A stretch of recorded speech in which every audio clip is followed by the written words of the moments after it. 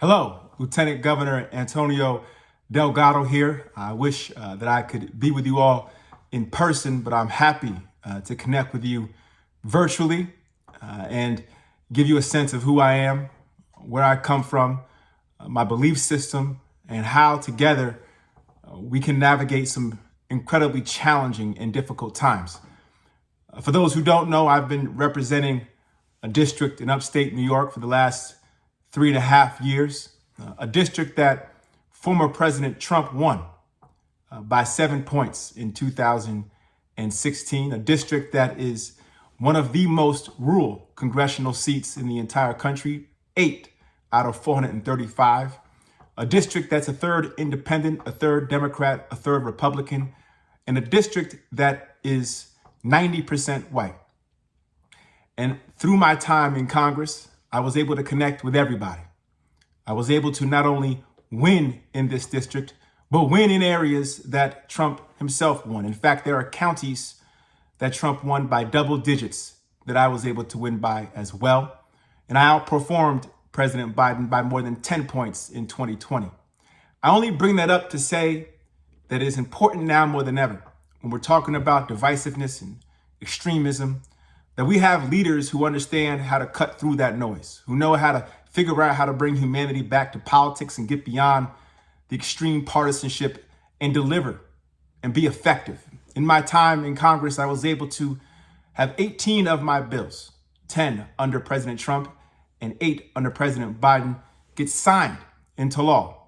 Bills that would support our veterans and our small business owners, help our family-owned farms, and make higher education affordable for our students, and make sure our young people can drink clean water.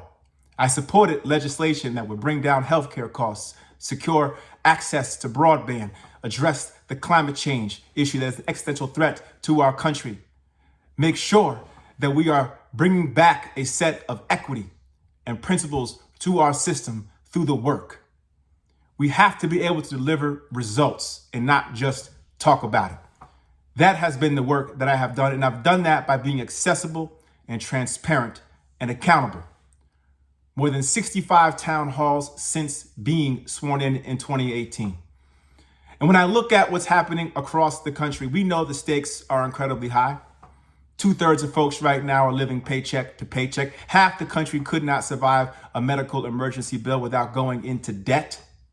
The top 1% owns more wealth than the entire middle class. Upward mobility is not what it used to be.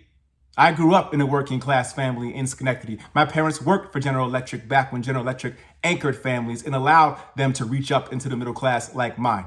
I was afforded a quality education, and with that education was able to advance myself professionally. Whether it was law school, whether it was studying overseas at Oxford as a Rhodes Scholar, whether it was making sure that I could come back and be a hip hop artist after law school, or they're going from then to working as an attorney in a white shoe law firm. Very, very different professional environments, but diverse in nature. And as a result, they allow me now more than ever to figure out how to thread the needle when it comes to making sure we stay connected as a community, as a state. We see what's happening with the assault on voting rights. We see what's happening with the assault on reproductive rights. We see what's happening with the rise of hate and the desire to want to reestablish a social order that our folks who came before us fought long and hard to overcome. And New York is on the front line of that fight. We have always been out front, ahead of the national curve, whether it was a women's right to choose or the right to vote, whether it was the birthplace of the labor movement or the environmental movement, or whether it's because we are the epicenter of multiculturalism, tolerance, and acceptance. As we deal with the scourge of gun violence, it is New York that has been out front on that issue. So it is incumbent upon us now to hold the line, to do the work, to lean on each other, and to lead with love. Hate cannot drive out hate. Only love can do that, as the great Dr. King said. Darkness cannot drive out darkness. Only light can do that. That is how I've oriented myself from day one as a public servant, not a politician, but as a public servant in this space. And I will continue to do that work day in and day out. whether it's fighting to ensure that we close the gap of inequity in our system, whether it's access to health care, whether it's leveling out, making sure that our wages are appropriate, whether it's making sure that our child care costs and the affordability of housing is what it ought to be. I will do whatever I can to protect our voting rights, protect our right to choose. And I will do something to ensure that we can address the detachment that so many folks are feeling right now on the heels of COVID-19, the isolation, the mental illness, the substance abuse challenges, the social media platforms that prey on our vulnerabilities. We don't need leaders right now that tap into these vulnerabilities. We need leaders that know how to lean into love and figure out how to connect us in a meaningful way. That's what I'm here to do that work with you side by side, but it's not going to be easy. We have to figure out how to rise above the noise and lean into our shared values and principles. Make ourselves vulnerable and listen. Listen to each other. Be kind, be compassionate, and be decent. I have worked very hard to find common ground since I became a congressman. Matter of fact, I'm one of the most bipartisan members in Congress, doing my part to establish that with cooperation, we can have sustainable change, and not one sacrificing my principles or my values along the way. We've got to make sure that we rise to the occasion. The stakes are just too high right now. So I appreciate the work that each and every single one of you are doing.